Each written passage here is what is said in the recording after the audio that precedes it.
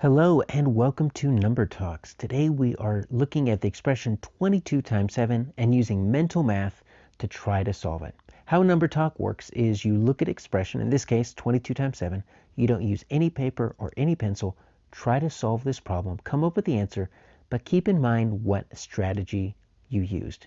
Because in just a moment we will look at a whole bunch of different ways that you can solve 22 times 7. But first, let's go ahead and pause the video. Figure out what 22 times 7 is. When you have your answer and your strategy, unpause your video, and we'll look at all the different ways to solve it. All right, so 22 times 7, one thing that we could do is we could use the distributive property. And many of you probably use this. You might have taken your 22 and you might have broken it up in half. So what we do is we take our 22 times 7 and we say, you know what, that 22 is really 11 plus 11. And so we're going to take that 22, cut it in half, and then we're going to distribute that multiply by 7. We're going to multiply that by each of the addends. So watch how this works.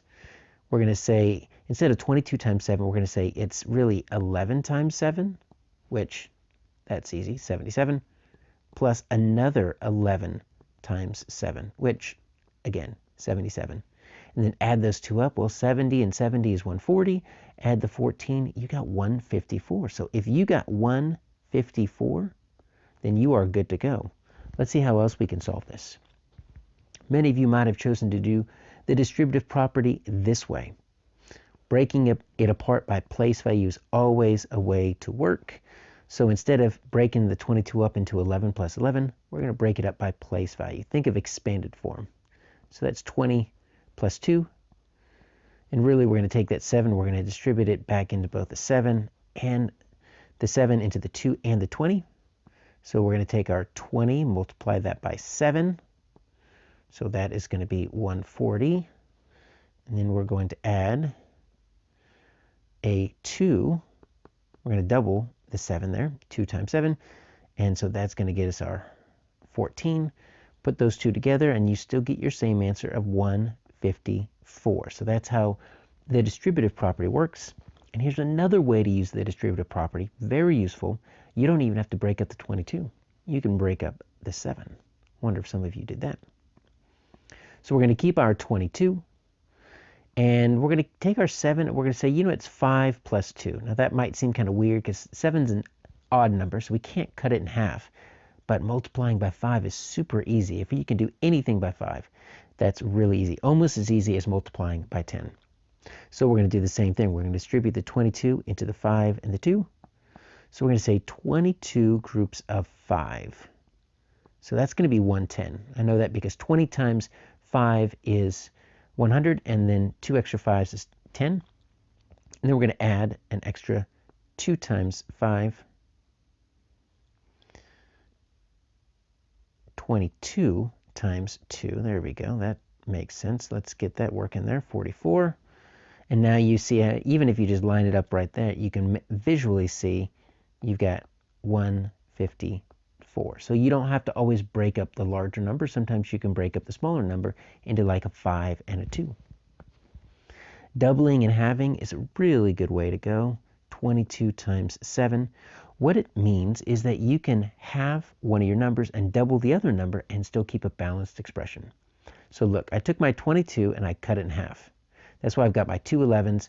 We're going to get rid of this 11 right here. But in order to keep it balanced, I need to double my 7. So that's going to be 14.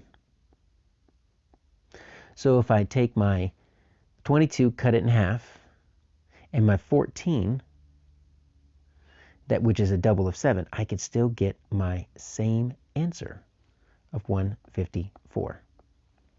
So let's see what we do with compensation.